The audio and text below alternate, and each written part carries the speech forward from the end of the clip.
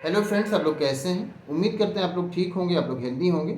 फिर से क्वेश्चन किया गया है ट्रांसपिरेशन के बारे में। काफ़ी पहले हमने एक वीडियो अपलोड किया था ट्रांसपिरेशन के बारे में, जिसमें हमने ये कहा था कि ट्रांसपिरेशन में वाटर लॉस होता है प्लांट में। तो क्वेश्चन ये किया गया है कि जब वाटर लॉस हो रहा है प्लांट का, तो फिर उसमें ये ट्रांसपिरेशन होता क्यों है प्लांट में।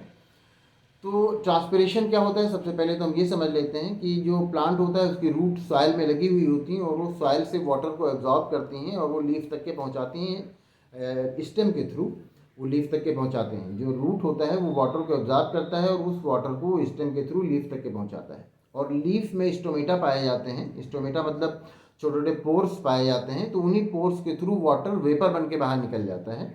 तो इसी वाटर के वेपर बन के बाहर निकलने को ही ट्रांसपिरेशन कहा जाता है। तो इसीलिए इसको कहा जाता है कि वाटर लॉस हो रहा है। अब आपका क्वेश्चन ये है कि अगर वाटर लॉस हो रहा है तो फिर ट्रांसपिरेशन की ज़रूरत क्या है प्लांट में। तो फिर ट्रांसपिरेशन से ये होता है कि एक ड्राइविंग फोर्स उसमें बनता है, जिससे क्या होता है कि वाटर नीचे से उसका एब्जॉर्प्शन कंटिन्यू चला करता है। मतलब नीचे से कंटिन्यू एब्जॉर्ब हो रहा है और ऊपर से वाटर लॉस हो रहा है। तो इससे ये ड्राइविंग फोर्स के थ्रू नीचे से वाटर का एब्जॉर्प्शन कंटिन्यू चला करता है। तो एक तो ये होता है कि उससे एक ड्राइविंग फोर्स पैदा हुआ जिससे कि वाटर का एब्जॉर्प्शन हुआ करता है। और जब वाटर का एब्जॉर्प्शन होता है तो फिर उसके साथ साथ जो मिनरल्स वगैरह हैं उनका भी एब्जॉर्प्शन होता है। और इसी से जब ये एब्जॉर्प्शन होता है वाटर लीफ तक के पहुंचता है, तो वहाँ पर जब ट्रांसपिरेशन होता है, इसी से क्या होता है कि वाटर का कंडक्शन प्लांट की पूरी बॉडी में हो जाता है और वाटर के साथ साथ मिनरल का भी कंडक्शन हो जाता है प्लांट की पूरी बॉडी में। तो इसलिए ट्रांसपिरेशन ज़रूरी होता है। और ट्रांसपिरेशन में ये भी होता है कि जब बाहर का टेम्परेचर बहुत हाई होता है और ट्रांसपिरेशन हुआ करता है, वाटर लॉस हुआ करता है, तो जो प्लांट नीचे से सॉइल से वाटर को एब्जॉर्ब करता है तो उस वजह से उसका टेम्परेचर अंदर का थोड़ा मेंटेन भी रहता है और वाटर का जो बैलेंस है वो भी मेंटेन रहता है।